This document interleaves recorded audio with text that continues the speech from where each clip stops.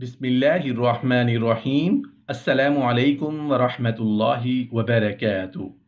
गमों के पहाड़ सर पर सवार हो जाएं तो, मुसीबतों ने मुहासरा कर लिया हो तो, जब दिल मायूसियों से भर जाएं और उनकी वजह से सीने तंग पड़ जाएं और नागवारियां उतर कर घर कर जाएं और जड़ पकड़ लें और दिल के गोशे गोशे में परेशानियां जम जाएं और तुम्हें उनके दूर होने की कोई सूरत नजर ना आए और अकल वाले की अकल उनसे खुलासी की सूरत ना निकाल पाए, तो फिर तन्हा बैठकर छुप कर अपने मेहरबान अल्लाह से कहा करो, फरियाद किया करो, अपने दुख सुनाया करो।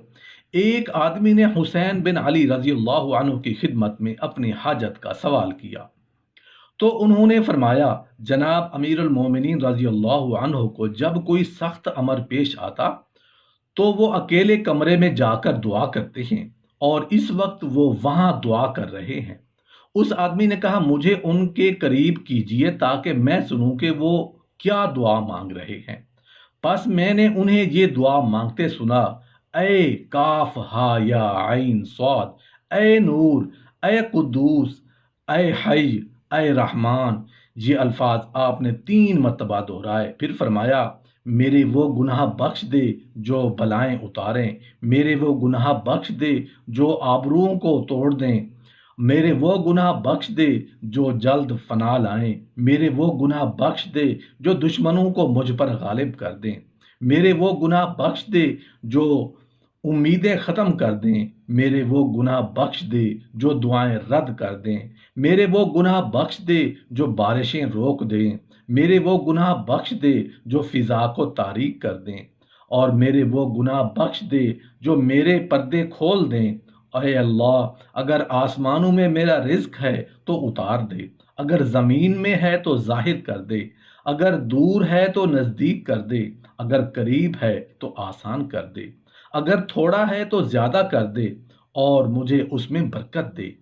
अल्लाह से मांगना तुम्हारी ज़रूरत है, अगर तुम मांगते रहोगे तो तुम्हारी झोलियां भरता रहेगा, और अगर तुम उसे नहीं पुकारोगे तो वो भी तुम्हारी परवाह नहीं करेगा।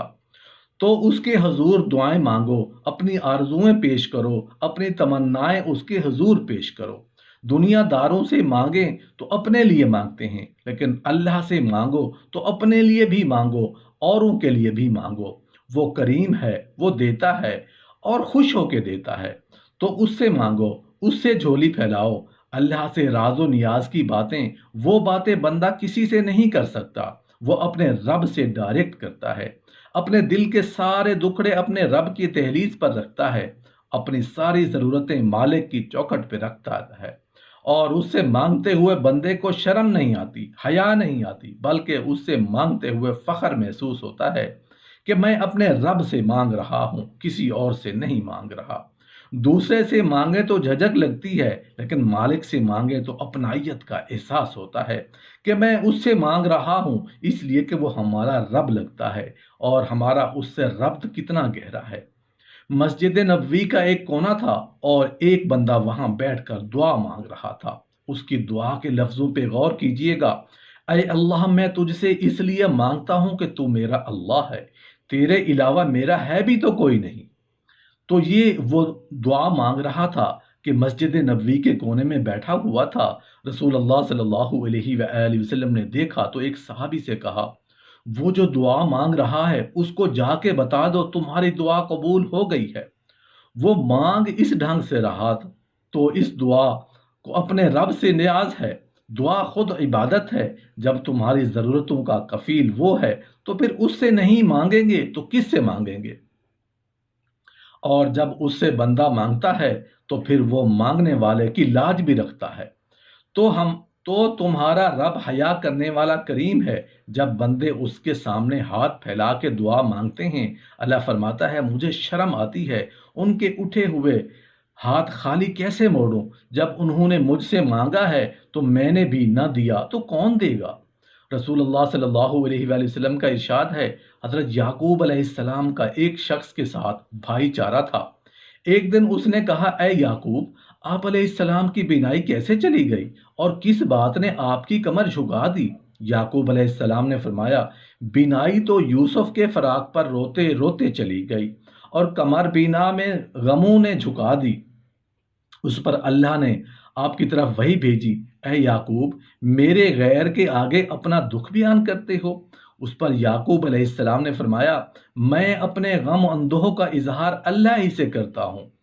پھر رب کے حضور عرض کیا، اے میرے پروردگار، اس بوڑھے پر رحم کیجئے، تو نے میری بینائی چھین لی، کمر جھکا دی، مجھے یوسف کی خوشبو دوبارہ سونگھائیے، جسے میں سونگ لوں، پھر میرے ساتھ جو چاہے کیجئے۔ پس جبرائیل علیہ السلام حاضر ہو کر عرض کیا، رب تعالیٰ نے آپ علیہ السلام کو سلام بھیجا ہے اور فرمایا ہے، بشارت لیجئے اور اپنا دل خوش کیجئے، میری عزت کی قسم، اگر آپ کے دونوں بیٹے مردہ بھی ہوتے ہیں تو میں ان کی خاطر انہیں زندہ اٹھا کھڑا کرتا۔ پھر پس مسکینوں کے لیے کھانا بناؤ کہ میرے نزدیک سب سے محبوب بندے انبیاء اور مساکین ہیں۔ اور جس بات نے آپ کی کمر کو جھکا دیا اور برادران یوسف نے یوسف کے ساتھ جو کچھ کیا، اس کی وجہ یہ ہے کہ تم لوگوں نے ایک بکری ذبح کی تھی، پھر تمہارے پاس ایک روزہ دار آیا تھا، مگر تم لوگوں نے اس کو کھانا نہ کھلایا۔ پس اس کے بعد جناب یعقوب علیہ السلام جب بھی دوپہر کے کھانے کا ارادہ کرتے تو ایک ندا کرنے والے کو حکم دیتے، وہ یہ اعلان کرتا، جو مسلمان دوپہر کا کھانا کھائے، اور اگر آپ علیہ السلام روزہ سے ہوتے تو اعلان کرنے والے کو حکم دیتے، وہ یہ اعلان کرے، جو مسکین روزہ سے ہو وہ یعقوب کے ساتھ روزہ کھولے۔ رسول اللہ صلی اللہ علیہ وآلہ وسلم کا ارشاد ہے، مصیبت زدہ کی دعا یہ ہے کہ اے اللہ، میں تیری رحمت کا امیدوار ہوں، پس تو پلک جھپکنے کے لیے بھی مجھے میرے نفس کے حوالے نہ کر اور میرے دنیا اور آخرت کے سب کام درست کر دے۔ میں تیری معافی اور عافیت کا امیدوار ہوں، تیرے سوا کوئی معبود نہیں۔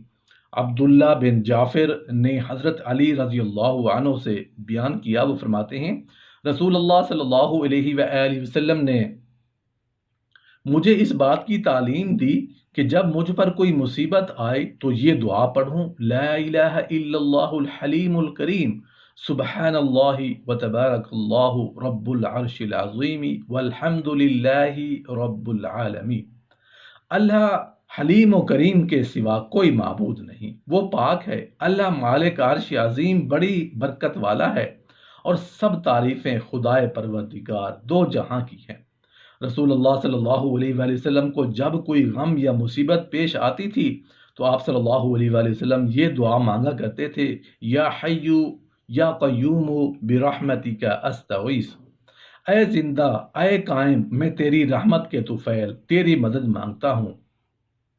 حافظ ابن ابی دنیا رحمۃ اللہ علیہ فرماتے ہیں کہ اسماء بنت عمیس نے بیان کیا، وہ کہتی ہیں کہ میں نے رسول اللہ صلی اللہ علیہ وآلہ وسلم کو یہ فرماتے سنا، جسے کوئی غم یا دکھ یا بیماری یا سختی یا ذلت یا تنگ دستی پیش آئے تو وہ یہ دعا مانگے، اللہ اللہ ربی لا اشریک لہ، اللہ اے اللہ تو میرا پروردگار ہے، تیرا کوئی شریک نہیں، تو اس سے وہ غم یا مصیبت وغیرہ ہٹا دی جاتی ہے۔